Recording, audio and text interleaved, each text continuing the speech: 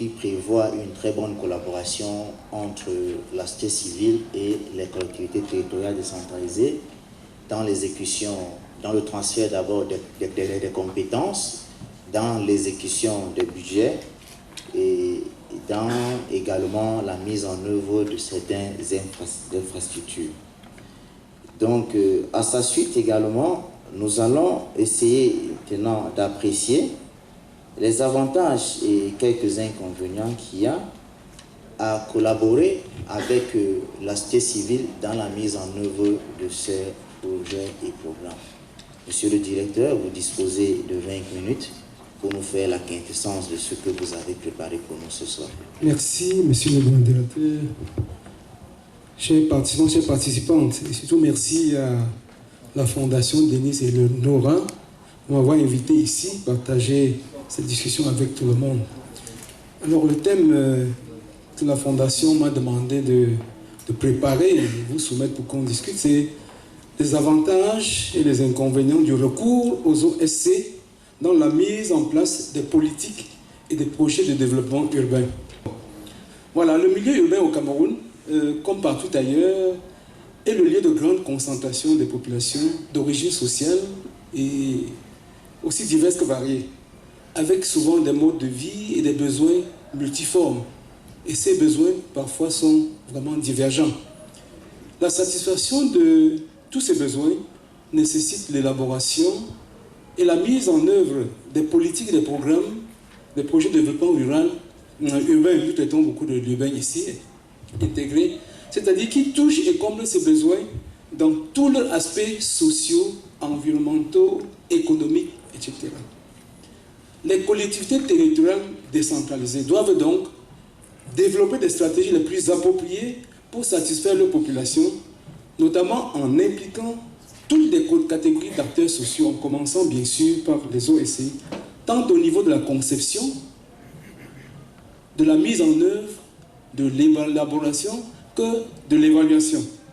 La Fondation Denis Leroy, comme je disais tantôt, m'a demandé d'examiner les avantages et les inconvénients du recours des collectivités territoriales décentralisées aux OSC dans la conception, la mise en œuvre et l'évaluation des politiques et projets de développement. Pour que nous nous entendions et puis qu'on ait, enfin, pour qu'on ait la même compréhension, il y a certains thèmes qu'il faille éclairer, définir. Certains thèmes, notamment avantage. Qu'est-ce que ça veut dire avantage? Quand on dit avantage, on pense à quoi? J'ai consulté Larousse. Larousse n'est pas très là-dessus. Toutefois, j'ai retenu avantage, c'est gain. Qu'est-ce qu'on gagne? Profit. On profite de quoi en collaborant avec les OSC? Inconvénient également ici, j'ai consulté les dictionnaires. Larousse n'est pas très précis là-dessus. Toutefois, Larousse dit l'inconvénient, c'est une conséquence fâcheuse d'une situation ou d'une action. Et explique davantage l'inconvénient par désavantage. Donc, puisqu'on connaît ce que ça veut dire, avantage, c'est-à-dire profit, gain, l'inconvénient, c'est un désavantage. Alors, qu'est-ce que c'est que le développement, puisqu'on parle de développement urbain? C'est l'action d'évoluer, de progresser, c'est l'amélioration qualitative et durable d'une économie et de son fonctionnement. Ça, c'est Larousse qui le dit. Et urbain, qu'est-ce qu'on entend par urbain? Qu'est-ce qu'on entend par rural? Nous traitons de l'urbain ici. L'urbain, c'est la ville. C'est l'ensemble formé par une ville et ses banlieues, ou une commune isolée comptant plus de 2000 habitants, agglomérés. Ça, c'est encore Larousse qui le dit. Et les politiques, c'est quoi? Puisque nous parlons de l'élaboration des politiques et de leur mise en œuvre.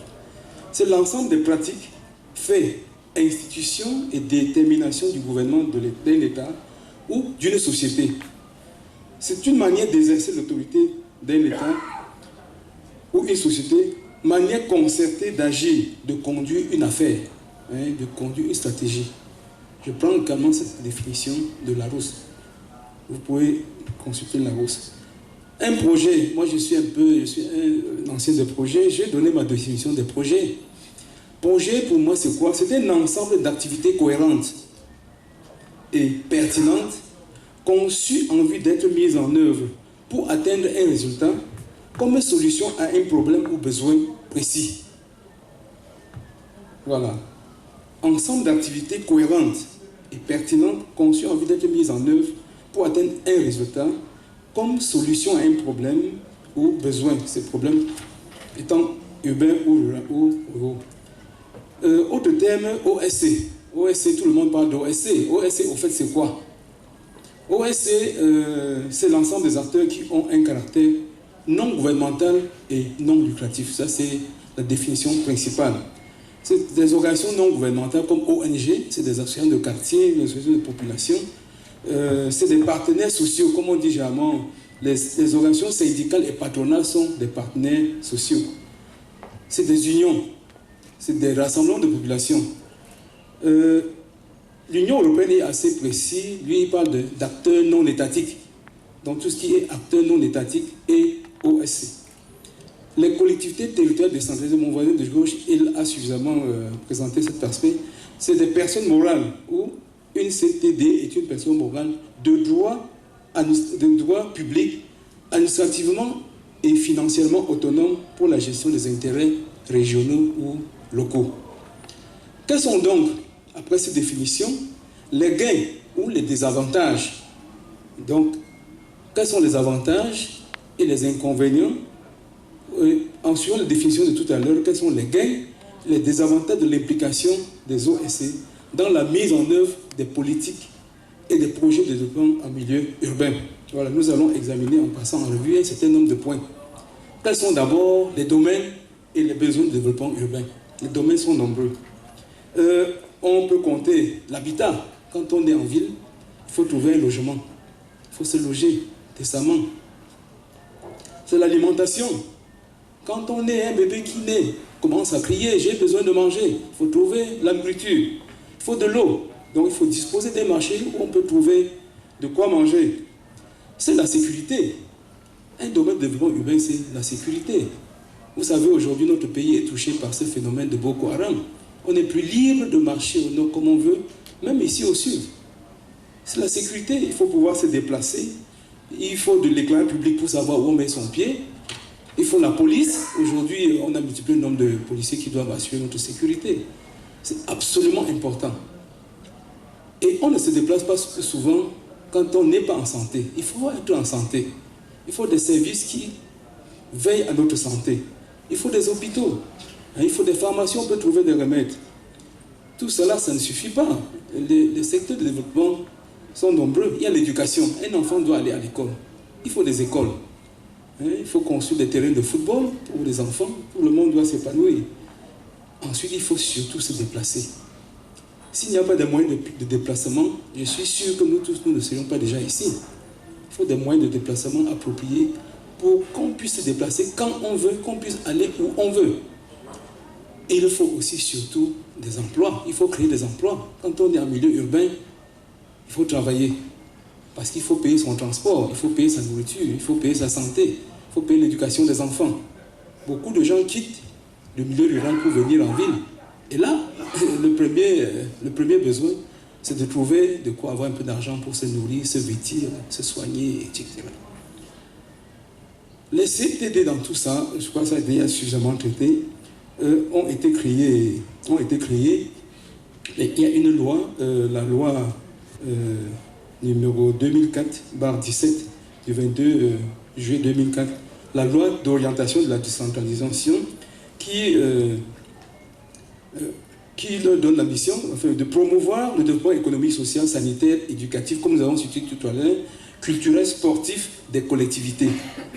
Il s'agit là des responsabilités dans les principaux domaines et besoins du développement urbain. Donc toutes ces missions des CTD, c'est dans les domaines principaux du développement urbain.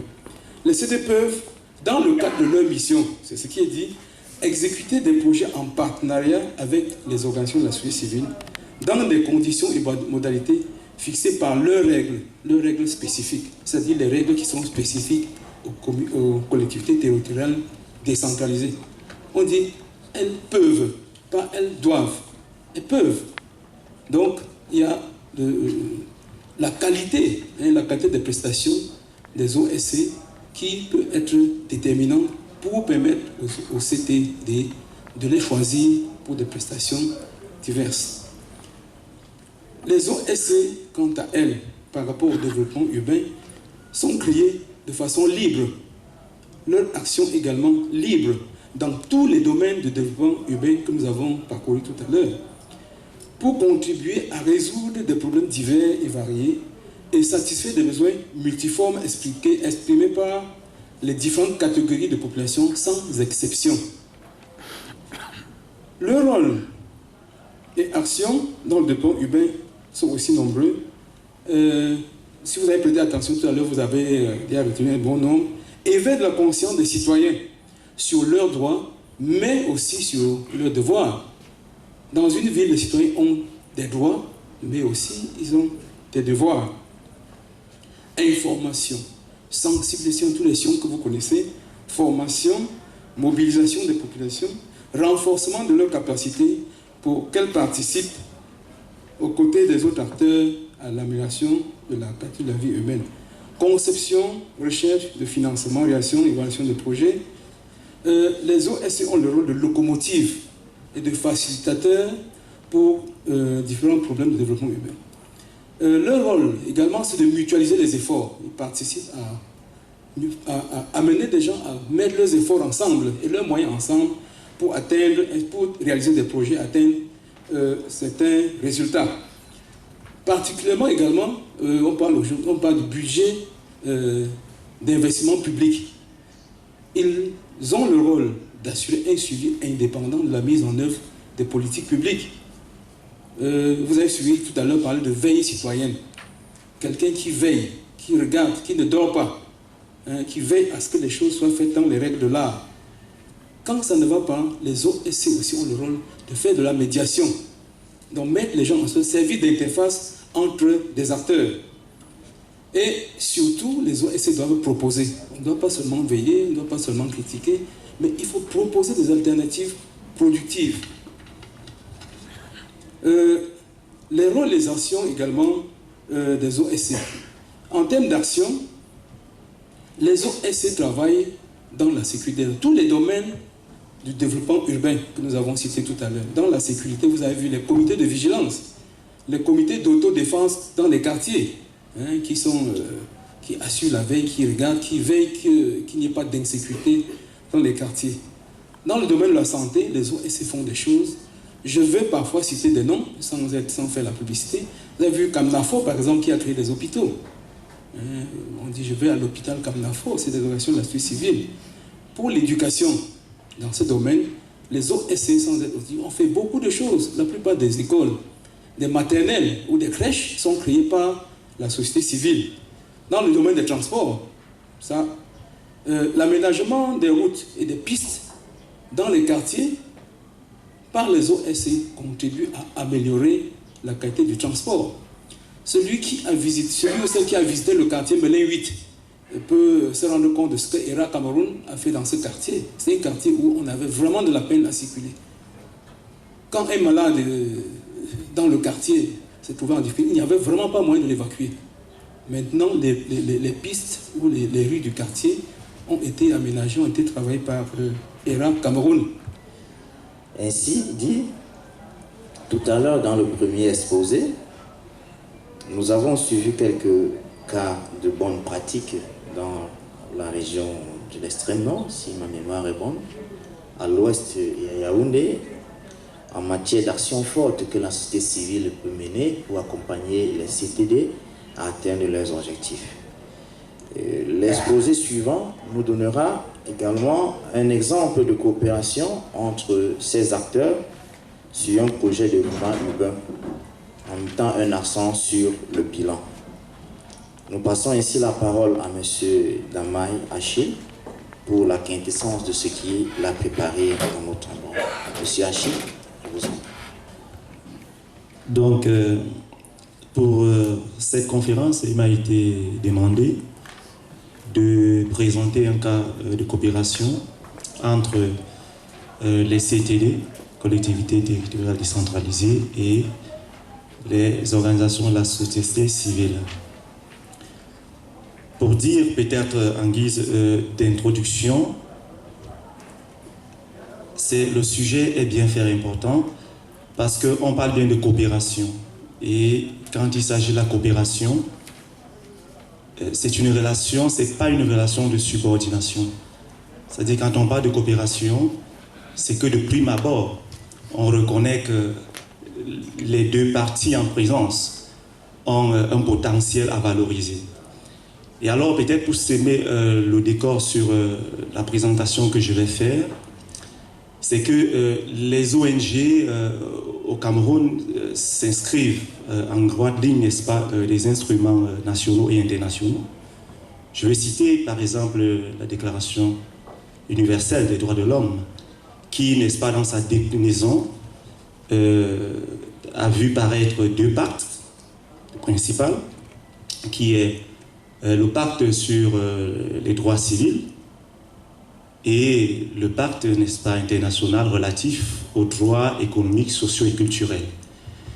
Et je crois peut-être pour cadrer ou bien continuer, n'est-ce pas, dans le prochain exposé, c'est que les forts glissements qui constituent souvent des gros risques dans l'action des OSC, c'est que lorsque l'ONC veut travailler au niveau avec le pacte sur les droits civils et politiques, généralement, on se trouve souvent dans une position très ambiguë. Et là, on peut être instrumentalisé. Par contre, l'impact le plus important, l'instrument le plus important, ou les actions des organisations de la société civile